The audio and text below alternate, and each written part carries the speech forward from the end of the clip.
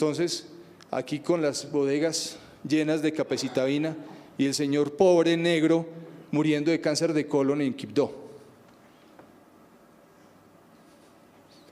Las fotos de la discordia, señor presidente.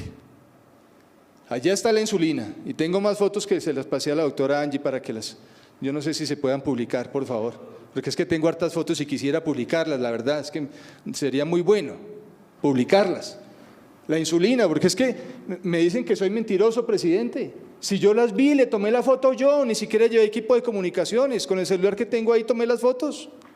Y me advirtieron… Ese fue su error, que las tomó con su celular. Sí. Y usted me las envió a mi line, que sí. es el chat, y estaba interferido y bloqueado. Ah, bueno, a propósito de eso, permítame también hacer esa denuncia pública, señor presidente. Tuve interferencia de comunicación entre la superintendencia y la presidencia. No pude mandarle las actas, no pude mandarle las fotografías, no pude mandarle unas grabaciones, todo relacionado con esto. Había interferencia, sonaba eco, hice la denuncia, no pude pasarle la información de manera oportuna al señor presidente, pero aquí pueden ver, Capec, 500 miligramos capecitabina. Capecitabina, un antineoplásico, una quimioterapia oral. Y entonces las cajas. Tacrolimus, suena rara la palabra, perdónenme, el tacrolimus es un medicamento esencial que preserva la vida de las personas que han sido trasplantadas de un órgano, por ejemplo el riñón. Cuando usted le trasplantan el riñón porque no se aplicó correctamente la política de promoción y prevención, porque dejamos avanzar la hipertensión y la diabetes y nos tocó entonces llegar al punto de que nos trasplanten el riñón por no tener una política de promoción y prevención adecuada, sino prefiriendo entonces las altas edificaciones para hacer trasplantes y para hacer atención de diálisis y hemodiálisis, entonces pasan estas cosas y entonces el paciente que ya lo trasplantan tiene que tomarse… Esto es clave y tiene que ver con la reforma de la salud, y creo que lo más clave de la reforma de la salud, lo que he peleado desde hace décadas, es que no hay que cambiar el riñón si usted come sanamente, en general, problema de comida. No hay que, en muchos casos, no todos, no se es diabético si no se toma gaseosa, si los niños no toman gaseosa, es decir, si no hay consumo de azúcar.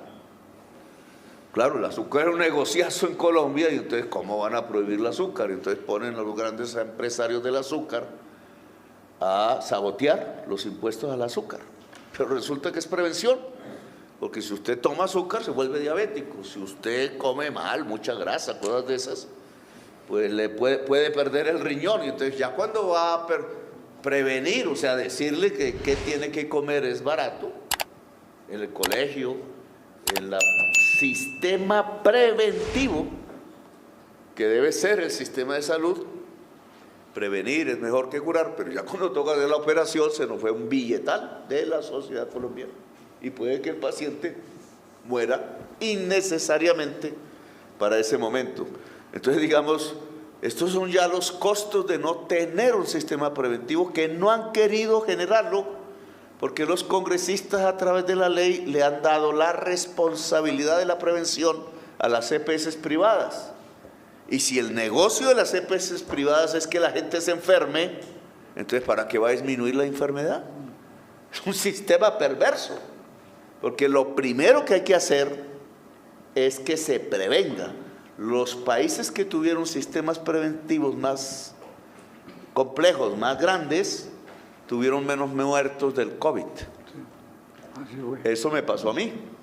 El norte de Italia se murieron todos los viejitos en masa, nos asustamos viendo esos, y a mí me cogió el COVID en el centro de Italia.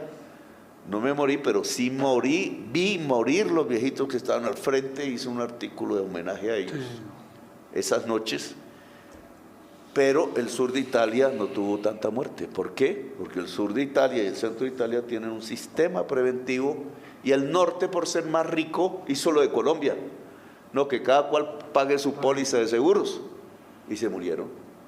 ¿Por qué Cuba y Costa Rica y otros países, Cuba no tuvo tantos muertos? Entonces aquí decían, no, porque es que ocultan la información. Pamplinas tenían un sistema preventivo desde hace décadas que también lo tiene Costa Rica, que también lo tiene Inglaterra, que también lo tiene el Canadá, y no se murió tanta gente. Ahora, ¿por qué en Estados Unidos murió tanta? ¿Y por qué el promedio latinoamericano, incluida Colombia, que fue el 6º país en peor tasa de COVID de América Latina? No lo dicen. O sea, lo que hizo Duque fue de lo peor en América Latina. Se robaron la plata. Y entonces, ¿por qué es la 6ª tasa peor? ¿Y por qué el promedio de muerte por COVID en América Latina está por debajo del promedio mundial de muerte? Si somos más jóvenes, bueno, todavía no, pero somos más jóvenes en promedio. Entonces, ¿por qué morimos más? ¿Por qué la tasa de muerte del COVID fue mayor que en el resto de los países del mundo? ¿Y por qué la de Colombia fue la 6ª peor de toda América Latina? Entonces algo falla aquí, porque vendrá otro virus, quizás peor, porque esos virus son el producto de la crisis climática, es el anuncio de la extinción. La he salvado durante estos 2 días. La revista Cambio sacó que era culpable de una muerte. ¿Mentirosos? Sí. ¿Mentirosos? Porque estamos aquí tratando de salvar la vida a la gente y no podemos, porque estos orangutanes de la codicia se están tumbando el billete y están saboteando al gobierno para que no le llegue a la sociedad su derecho a la salud, que implica menos ganancias de ellos. Siga, ministro. Muy bien, presidente. Entonces, ¿por qué se hicieron las intervenciones de las EPS? Porque no tienen patrimonio, porque no tienen capital y no tienen reservas técnicas. No tienen cómo operar. Pero lo más grave de todo es la deuda que tienen. Las intervenidas, 17.7 billones, las no intervenidas, 4.8 billones, esto totaliza 22.5 billones. ¿Por qué usted ordenó que no se liquidaran? Porque si se llegaran a liquidarse, se acaba el sistema, presidente. Usted mismo nos dijo, manténganlas en cuidados intensivos. Las tenemos en cuidados intensivos, porque mire lo que sucedió en este periodo 2008-2016. No se sabe si las cifras son ciertas o no. Antes del 2008 eso no se sabe absolutamente nada, y del 2008 al 2016 no se sabe con certeza verdaderamente cuáles son las deudas. Más o menos se saben del 2017 al 2024. El valor reclamado por las IPS fue de 30 billones. El reconocido no fue sino de 9 billones y no se pagó sino 1 billón. O sea que quedaron debiendo.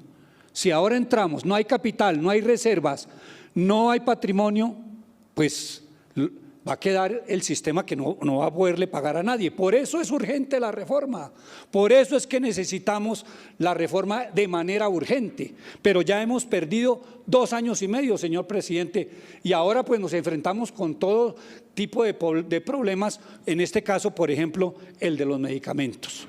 Ahora, es importante entender que no le debemos un solo peso.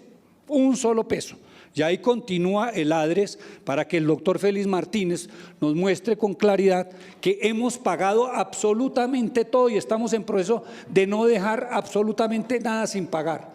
Presupuestos máximos, ya se cubrió el mes de marzo. Estamos totalmente al día. Entonces, doctor